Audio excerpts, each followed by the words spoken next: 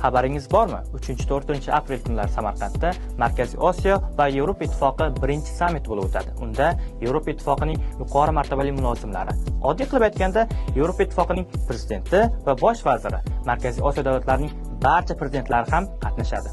Aytib o'tish kerakki, Yevropa Ittifoqi bu Yevropada joylashgan 28 ta badavlat, qudratli davlatning ittifoqidir.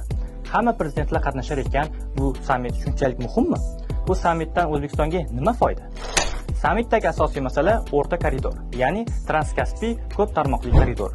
Bu yo'l orqali O'zbekiston tovarlari Turkiya, Yevropa va Shimoliy Afrika bozorlariga oson, tez va arzon chiqadi. Bu O'zbekiston iqtisodiyotini keskin oshiradi, ya'ni xalqda pul ko'payadi. Rossiya va Xitoyga siyosiy va iqtisodiy bog'liqlikni kamaytiradi. Ikkinchidan, O'zbekistonga katta investitsiyalar jalb qiladi.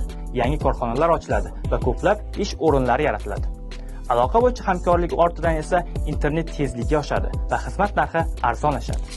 Yashil energiya sohasidagi hamkorlik ekologiyamizni yaxshilashga hamda kelajakda elektr energiyasi narxini pasayishiga olib keladi.